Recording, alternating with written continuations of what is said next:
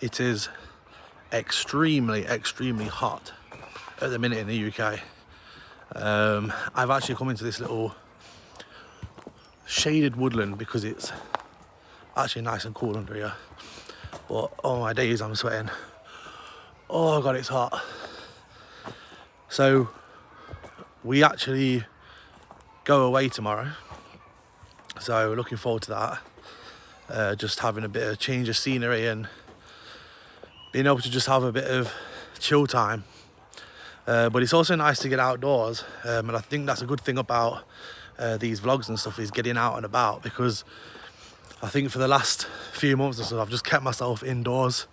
As I said before in a previous video, I did go through quite a bad time being down and struggling with anxiety and stuff, and I think just getting out and about in the countryside, especially like little walks through woodlands and stuff, just helps you refresh. So yeah, I'm happy to actually be able to get out a bit more on these videos and spend more time outdoors, which is what I'm planning on doing quite a lot in these videos. But yeah, we've come for a little family day out, little walk. Although I'm sweating like mad. God, it's hot. People in the UK aren't used to this heat, trust me. We don't get this sort of heat regularly. In fact, a few weeks ago, I was wondering if I was ever actually going to get a summer, because it was like high winds, like 60-mile-an-hour winds, rain, thunder, lightning in the middle of summer. And then next minute, it's like this. Can't predict the weather in this place, trust me. It's unpredictable. So I took a trip this morning to the Nottingham Forest football shop. Some of you may know, some of you might not know, but I'm a massive Nottingham Forest fan. Absolutely love Nottingham Forest. And picked up their new shirt, the new home shirt today. I think the kids have had the training kits.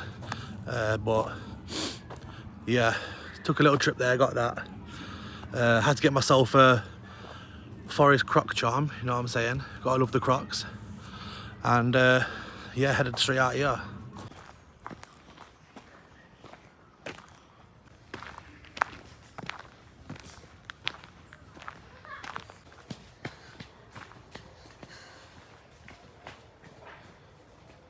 I think we're very lucky to have a lot of this countryside on our doorsteps. Not many people get this, so it is nice.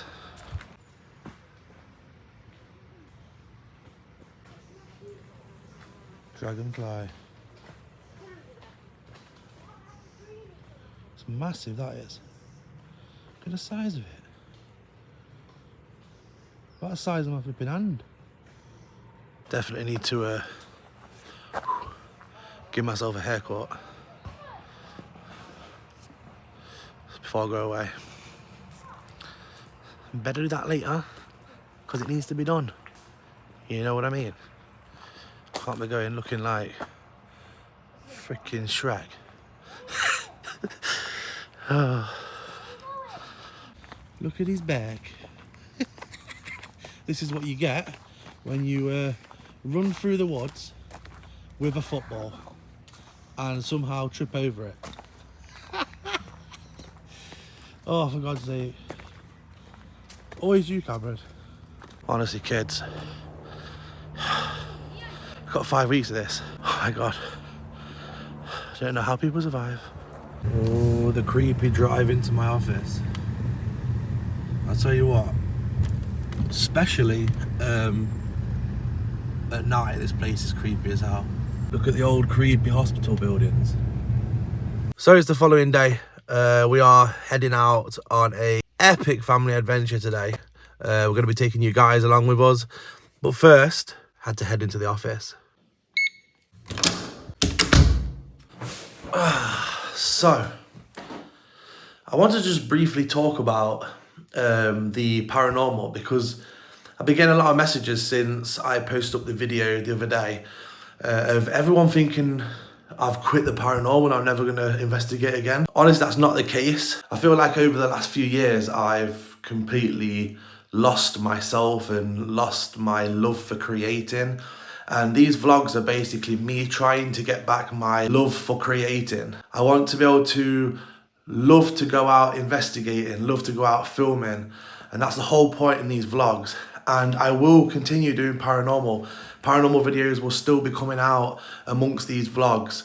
And I also have a new video idea, which I'm going to be doing next week. And that is actually taken to a place that absolutely terrified me as a child. And I mean, terrified me. I grew up in one of the most haunted villages in the UK, which strangely had one of the most haunted roads in the UK, running right the way through it and out of it. The stories that were about when I was a child about this road were absolutely like terrifying. I had nightmares actually about some of these stories. So I thought what would make a good idea is to head out to that road, tell you guys some of the stories, some of the things that terrified me as a child that I was being told by villagers and locals and family and friends.